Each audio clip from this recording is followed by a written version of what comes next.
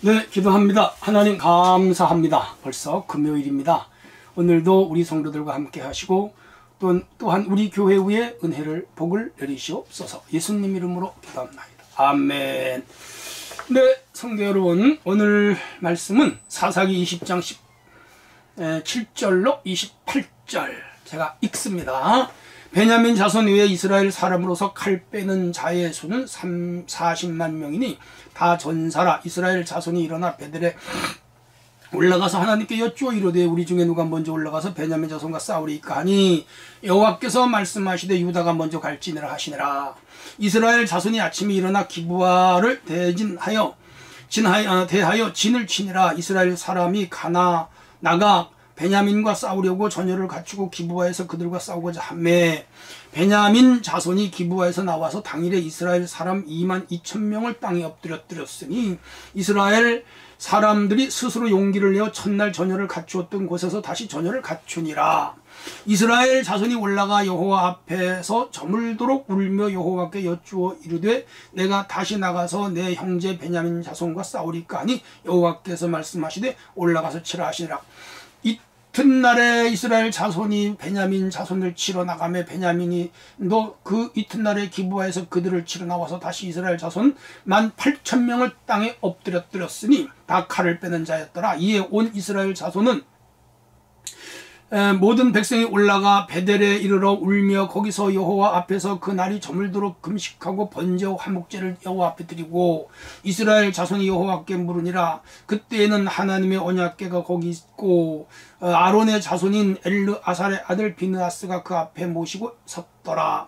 이스라엘 자손들이 여쭈기를 우리가 다시 나가 내 형제 베냐민 자손과 싸우리까 말리까 하니 여호와께서 이르시되 올라가라. 내일은 내가 그들을 내 손에 넘겨주리라 하시는지라. 네, 여기까지입니다. 오늘 주제는요, 통곡이 아닌 회개를 기다리시는 하나님. 주제가 참 좋죠. 하나님은 울며 기도하는 것, 자신들이 많은 희생을 내고 전쟁에 패해서 우는 것보다는 먼저 회개의 기도를 원하신다. 그런 주제가 되겠습니다. 자, 우선 17절로 23절 내용을 들여다보면 연합군과 베냐민의 첫 번째 전투를 벌이는데 연합군이 패배해요. 아주 그것도 크게 패배해요. 베냐민 지파하고 싸우기 위해서 이스라엘 연합군이 몇 명이 모였죠? 40만 명. 야, 고대 시대에 40만 큰 군사입니다. 오늘날도 40만이면 메뚜기 떼 같죠. 우리나라 전군이 60만이잖아요. 한번 생각해 보세요. 베델로 올라갑니다. 이들은 전쟁을 시작하기 전에 누가 선봉해서 할지 하나님께 물었습니다. 형식은 갖췄어요. 하나님, 전쟁에 어느 지파가 먼저 서야 되겠습니까? 그랬더니 유다 지파가 가라. 맨 처음 가나안 탈취 작전을 할 때 사사기 1장에 보면은 유다 지파가 올라가라. 유다 지파는 항상 선두에 섰고요, 용감했고요, 믿음이 있었고요, 그리고 긍정적이었어요. 이 갈렙이 유다 지파였잖아요. 오늘 우리는 하나님의 일을 할 때 언제나 앞장서는 거 중요합니다. 사회에서도 마찬가지예요. 직장이나 회사에서도 항상 힘들고 굳고 어려운 일을 앞장서서 하는 사람이 큰 일을 하고 또 실수도 하지만 결국 그래도 그런 사람들이 했네요. 어쨌건 자, 그래서 이제 하나님 유다를 지목하셨고 이제 이들이 올라가서 싸웁니다. 그런데 사실은 동족하고 싸울까요 말까요 라고 기도하기보다는 이 전쟁을 하나님이 기뻐하십니까? 기뻐하지 않습니까? 그걸 묻는 게 맞아요. 오늘 우리가 기도할 때 지혜가 있습니다. 어떤 일을 할까요 말까요 묻기 전에 근본적으로 이 일이 하나님 뜻입니까 아닙니까? 그걸 묻는 게 맞아요. 우리가 일반론적으로 생각하더라도 자기 동족하고 싸우는 건 맞지 않지요. 얼마든지 대화로 풀 수가 있고요. 그리고 그 레위인의 철을 폭행한 그 장본인들만 찾아내서 보호를 주면 되지. 그 일 때문에 왜 전쟁을 해야 됩니까? 이건 사실 명분 없는 전쟁, 의미 없는 전쟁입니다. 서로 자존심 싸움이지요. 자, 영적 추락을 거듭한 이스라엘에 그들 자신이 가장 큰 대적이 되고 만 것. 야, 교재 잘 썼어요. 맞아요. 그들이 지금 영적으로 타락했고요. 율법을 버렸고요. 언약은 생각도 없고요. 백성들을 지도해주는 지도자도 없고요. 어디서도 모세오경을 가르치는 대가 없었어요. 그러니까 자기의 소견에 오른 대로 살았죠. 이렇게 되니까 결국은 자신들이 자신들을 제대로 다스리지를 못해서 최고의 적은 베냐민도 아니고 베냐민 측에서 연합군도 아니고 자기들 자신들이었죠. 오늘 우리가 살아가는데 사실은요, 자기가 자기를 잘 다스리는 거, 이게 중요합니다. 신앙생활은 내가 나를 다스리는 거예요. 남의 눈에 티를 보거나 남의 결점과 단점을 보기 전에 자신의 죄악을 보는 눈이 중요합니다. 자, 하나님의 음성을 듣고 전투에 임했는데 연합군이 크게 패배해요. 첫날 22,000명이 죽습니다. 야, 죽었죠. 통곡을 합니다. 왜 죽었습니까? 사실 이 전쟁은요, 하나님 뜻은 아니었어요. 위에서 말씀드렸죠. 이 전쟁을 어느 지파가 나가 싸울까요? 그걸 묻지 말고 이 전쟁을 해야 합니까? 말아야 합니까? 그걸 먼저 물었어요. 자, 중요합니다. 이들이 패배한 것은 바로 죄에 대한 하나님의 징벌입니다. 이 레위 사람도 죄인이었고 레위 사람의 아내를 폭행한 그 동네 불량배도 죄인들이었지만 그 문제를 신앙 안에 해결하지를 못하고 동족 간의 전쟁을 하겠다고 나선 이 모든 이스라엘 전체에 죄하게 됐던 것이죠. 이렇게 해서 간단하게 해결할 문제를 첫날 22,000명이 죽습니다. 이걸로 끝나는 게 아니에요. 엄청 죽습니다. 우리 생각해 봐야 됩니다.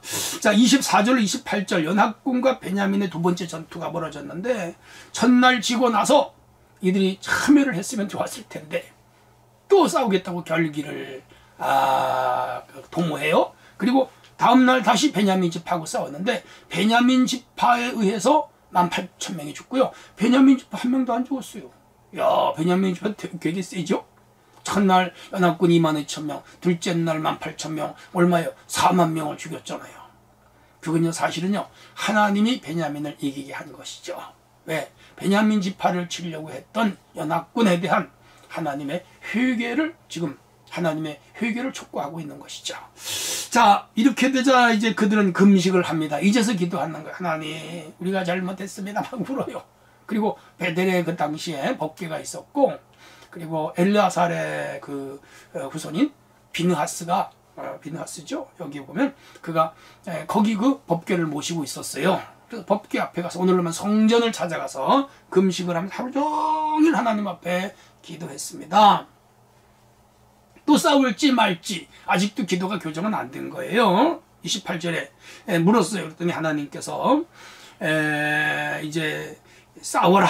그러면 내일 너네들이 이길 거다.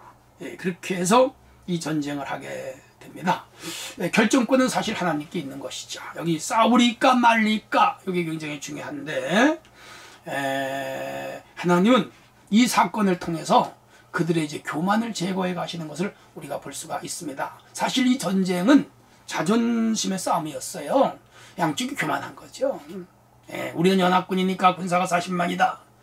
또 베냐민은 작은 고추가 맵다. 우리가 수가 적지만은 한번 싸워보자. 자존심이. 우리가 세상 살아가면서도 자존심을 물론 때로 세워야 돼요. 그러나 자존심을 하나님 앞에 세우는 건 죄고요. 특별히 하나님 교회를 섬기면서 교회 안에서 자기 자존심과 교만을 드러내는 것은 안 좋습니다. 늘 겸손해야 되고요. 온유해야 됩니다. 성령의 열매 중에 사랑, 희락, 화평, 오래참, 자비, 양선, 충성, 온유, 절제, 온유입니다. 이렇게 해서 이들이 지금 죽었는데 베냐민 지파에게 4만 명이 죽었어요. 사실은 전체적으로 볼 때 이스라엘의 희생이잖아요. 지금 동족들이 동족을 죽인 거예요. 지파 공동체잖아요. 따져보면 다 가족이잖아요. 자기들끼리 싸워서 형제를 죽인 거죠. 비극입니다. 그리고 이 연합군은 자기들의 힘만 의지하고 숫자만 믿고 나갔다가 베냐민 앞에 죽임을 당했고요. 베냐민도 그래요. 자기들이 첫날, 둘째 날 합하여 4만 명을 죽였다고 해서 소위 까불었어요. 그런데 이제 셋째 날부터 상황이 달라집니다. 내일 아침은 토요일이라서 우리가 이 성경 내용을 큐티에 제가 동영상을 올리지 않습니다만 그 내용을 보면요 또 기가 막힌 일이 벌어집니다. 넷째 날 베냐민 지파에게 이스라엘 연합군이 처음에는 한 30명 죽어요. 그러나 전열을 가다 놓고 다시 그들을 치는데 베냐민 지파가 첫 번째로 25,000명이 죽어요. 다음에 18,000명이 죽어요.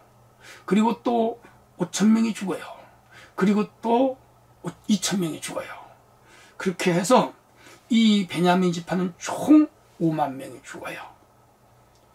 이스라엘 연합군은 총 4만 30명이 죽어요. 그러니까 9만 30명이 전쟁에 3일 동안에 죽은 거죠. 엄청난 희생을 한 거예요. 어리석은 전쟁이죠. 그리고 베냐민 지파는 나머지가 도망갔는데 겨우 600명이 살았어요. 이야, 600명 남군 다 죽은 거라. 이렇게 해서 이 전쟁은요, 이득도 없고 그냥 피해만 입은 거예요. 어느 쪽이 이겼다고 할 수도 없어요. 자기 동족이 다 죽은 거니까 엄청난 피해를 양쪽이 입고 결국은 베냐민 지파가 큰 그 희생을 했고 결국은 쪼그라들은 거예요. 그래서 이 지파가 없어지게 생겼습니다. 그게 그 문제를 대책을 세우는 게 이제 21장이 되는 거예요. 우리가 이 레위 사람 한 사람으로 의해서 촉발된 동족 상전의 비극 9만 30명. 야, 엄청나죠? 교훈이 있습니다. 하나님 앞에 우리 각자가 바로 살아야 된다. 한 사람 때문에 가정이 파괴되고 한 사람 때문에 교회가 문제가 생기고 한 사람 때문에 국가가 위기에 봉착하는 경우도 있습니다. 한 사람 때문에 축복을 다 잃어버리는 거예요. 한 사람 아담 때문에 죄악이 들어왔고 맞아요. 반대로 한 사람 예수님 때문에 인류가 구원을 받죠. 한 사람의 역할이 그렇게 큰 거죠. 오늘 우리 각자가 나 한 사람이 어디서든지 중요하다 생각하시면 됩니다. 큰 대형 교회들 보면 한 사람 전도자가 어떤 교회는 3만 명을 전도하고 어떤 교회는 2만 명을 전도하고 어떤 교회는 10,000명을 전도하여 엄청나게 부흥하는 교회도 있어요. 이런 거 기억하셔야 돼요. 또 하나는 철저한 회개의 삶을 살아야 된다. 레위 사람도 저질 수 있어요. 그의 아내도 음행할 수 있어요. 그런데 회개했어야 돼요. 기부한 사람들 회개 안 했어요. 그러니까 이런 문제가 생기는 겁니다. 대화로 문제를 해결하는 것이 지혜예요. 이들은 대화로 해결을 하라고 폭력으로 해결을 했어요. 하나님은 폭력을 싫어해요. 오늘 우리는 이 폭력을 근절해야 되고 폭력 없는 사회를 만들어가야 됩니다. 하나님 앞에서 신실하고 온유하고 선하게 사는 것이 중요하죠. 자, 이렇게 해서 베냐민 지파와 이스라엘 연합군 사이에서는 전쟁으로 양쪽이 다 패배자다. 이런 교훈을 삼으면서 오늘 우리는 이 험한 세상을 어떻게 살아야 될까? 우리에게 부여된 과제들입니다. 신실한 성도로 살아가야 되겠습니다. 기도합니다. 하나님 오늘도 말씀 주셨습니다. 깨닫게 하시고 이 말씀의 의미와 진리를 쫓아 살게 하옵소서. 예수님 이름으로 기도합니다. 아멘.